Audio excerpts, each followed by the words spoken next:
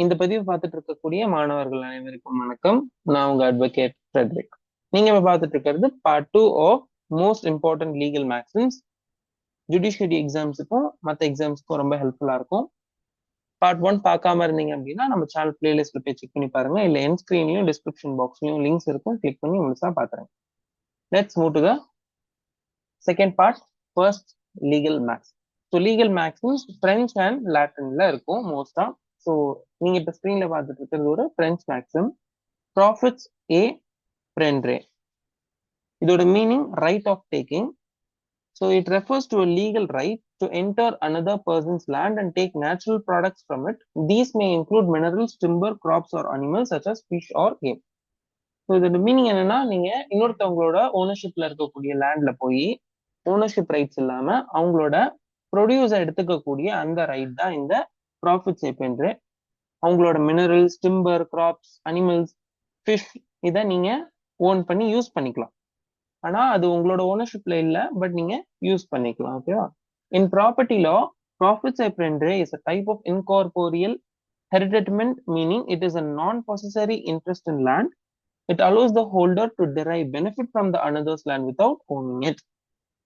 எக்ஸாம்பிளுக்கு the right to fish in someone else's pond. இன்னொருத்தவங்களோட பாண்ட்ல போய் மீன் பிடிப்பீங்கல்ல, so அதெல்லாமே வந்து ப்ராஃபிட்ஸ் ஏ prendre தான். அடுத்தது ad infinitum. இது ஒரு லாட்டின் ஃப்ரேஸ். இதோட meaning to infinity or forever, for an indefinite பீரியட்னுவாங்கல்ல. இது வேற வேற சப்ஜெக்ட்ல வேற வேற மாதிரி உங்களுக்கு அர்த்தம் தரும். The term is used to describe something that constitute endlessly or without limit. It is often found in legal, mathematical or philosophical contexts to indicate an unending process, series or repetition. மேத்தமேட்டிக்ஸ்ல வந்து infinitum அப்படின்னு சொல்லுவாங்கல்ல, ஒரு சீக்வென்ஸோட infinitum, இன்ஃபினிட்டிக்கு போகும் அந்த number அப்படின்னு. லால வந்து the covenant which binds the successors and infinitum unless revoked. In general யூஸ்ல வந்து பார்த்தா the debate went on ad infinitum without reaching a conclusion. So இதெல்லாம் மேக் சென்டென்சஸ் மாதிரி. Pacta sunt servanda. இதோட மீனிங் வந்து agreements must be kept. So ஒரு agreement வந்து enact பண்ணியிருக்கோம், ஒரு அக்ரிமெண்ட்குள்ள என்டர் ஆயிருக்கோம்னா அதுல சொல்லப்பட்ட அந்த ஆப்ளிகேஷன்ஸை பெர்ஃபார்ம் பண்ணணும், ஆனர் பண்ணணும். இது பண்ணும்போது என்ன ஆகும்? It creates trust, stability and predictability in legal and contractual relationship. ஒரு விஷயம் சொல்லிட்டு அக்ரிமெண்ட் வச்சு ஆனா அதை செய்யாம இருந்தா என்ன ஆகும்? ட்ரஸ்ட் போயிடும்ல, நம்பிக்கை போயிடும். ஸோ ட்ரஸ்ட் கிரியேட் பண்ணக்கூடிய ஒரு லீகல் மேக்ஸிம் தான் இது. இது ஒரு Latin phrase. In contract law, it means both parties must fulfill their promises as per the contract terms. In international law, it means states must comply with the treaties they have signed and ratified. Next one, donatio mortis causa. இது ஒரு Latin phrase again, a gift in contemplation of death. ஒரு person இன்னொருத்தருக்கு ஒரு gift பண்றாரு, but with a condition. என்னன்னா, நான் ஒருவேளை இறந்துட்டேன்னா இந்த பொருள் உனக்கு, ஒருவேளை நான் இறக்கல அப்படின்னா நான் அதை ரெக்கவர் பண்ணிப்பேன். ஒருவேளை நான் என் மைண்டை சேஞ்ச் பண்ணிட்டேன் அப்படின்னா, இறக்காம இருந்து நான் மைண்டை சேஞ்ச் பண்ணிட்டேனாலும் அது இந்த கிஃப்ட் வந்து நாட் வேலிட், வாய்ட் அப்படின்னு சொல்லக்கூடிய ஒரு லீகல் ஃப்ரேஸ் தான் இது. ஓகேவா? donatio mortis causa. Explanation read பண்ணிடலாம். This legal concept refers to a gift made by a person who expects to die soon, usually due to illness or danger. It is conditional. The gift only takes effect if the donor actually dies. If the donor recovers or changes their mind, the gift becomes void. Example read பண்ணா புரியும் உங்களுக்கு நல்லா. If a person seriously ill gives their watch to a friend saying, take this if I don't survive, and then dies, the friend becomes the owner under donatio mortis causa. But if the person recovers, ownership reverts to them. அடுத்தது Testamentum omne morte consumatum.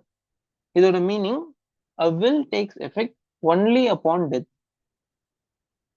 ஒரு person இறக்கும் பட்சத்துல மட்டும்தான் இந்த will எஃபெக்டுக்கு வருது அப்படின்றது இதோட அர்த்தம். Testamentum omne morte consumatum. This legal maxim expresses the principle that a testament or will has no legal force or effect during the lifetime of the testator. Testator அப்படின்றது will execute பண்ண ஒரு பேர் தான் testator.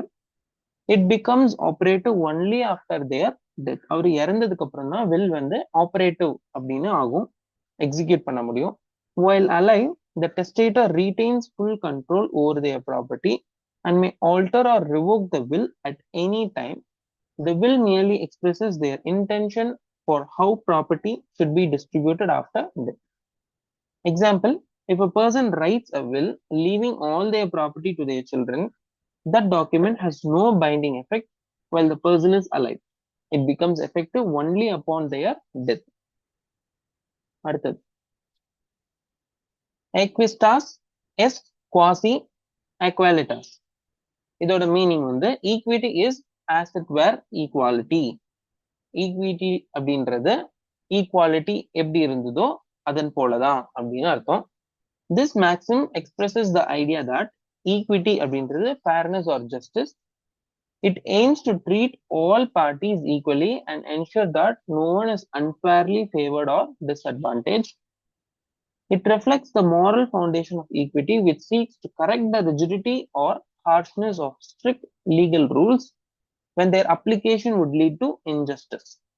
In essence, equity promotes fairness and balance, giving each person what is right and just according to the circumstances, not merely what the strict law dictates. In a dispute over property, a court of equity may divide the property fairly between parties rather than strictly according to legal title, ensuring equitable treatment of both sides. அடுத்தது Fraus omnia corrumpit. Fraus omnia corrumpit அப்படின்றது என்னன்னா, இது ஒரு Latin maxim. Again fraud corrupts everything அப்படின்னு அர்த்தம். This principle states that any act, contract or judgment obtained by fraud is invalid and has no legal effect. Fraud undermines the integrity of legal proceedings and transactions. Therefore, courts will not allow a person to benefit from their own fraudulent conduct. It reflects the fundamental idea that fraud vitiates all. Once fraud is proven, it destroys the legality of the entire transaction or proceeding affected by it. Example, if a contract was signed because one party deceived the other, that contract can be declared void under this principle. Similarly, a judgment obtained by fraud can be set aside. அடுத்தது Aequitas legem sequitur. இதோட meaning equity follows the law. Explanation, this principle establishes that equity does not override or contradict the law, but rather supplements and supports it. Courts of equity intervene only when the strict application of legal rules would result in injustice or hardship, yet they must still act within the boundaries of the law. In other words, equity respects legal rights and ensures fairness without disregarding established law. It prevents arbitrary decisions by ensuring that equitable relief aligns with legal principles. Example, a court may grant specific performance and equitable remedy to enforce a lawful contract, but it cannot enforce a contract that is illegal or void because equity follows the law. அடுத்தது ubi just ibi remedium. இது ரொம்ப ஃபேமஸான ஒரு legal maxim. Where there is a right, there is a remedy. இதோட explanation, this principle expresses the idea that if a person's legal right is violated, the law must provide a way to enforce that right or offer compensation. In other words, a right without a remedy is meaningless. It forms the foundation of civil law and justice, ensuring that individuals can seek legal protection or redress when their rights are infringed. If someone's property is wrongfully taken or damaged, they have the right to recover it or claim damages through the courts. Because where there is a right, there must be a corresponding remedy. Thank you for watching this session of part 2. Stay tuned to part 3 of legal maxims. நம்ம சேனல்ல already TNPSC civil judge exam conduct பண்ணக்கூடிய அந்த content நம்ம போட்டுட்டு வரோம். 50,000 multiple choice questions main சீரீஸும் நம்ம போட ஆரம்பிச்சிருக்கோம். இதை தாண்டி குரூப் 1 குரூப் 2 குரூப் 4 மற்ற எக்ஸாம்ஸ்க்கும் ப்ரிப்பேர் பண்ணிட்டு இருக்கீங்க அப்படின்னா ப்ளீஸ் நம்ம சேனல்ல போய் வாட்ச் பண்ணி பாருங்க. மற்ற வீடியோஸும் இருக்கும். ஓகேங்களா? உங்களோட ஃப்ரெண்ட்ஸ் அண்ட் ஸ்டூடெண்ட்ஸுக்கு ஷேர் பண்ணிக்கோங்க. With that, have a nice day and stay.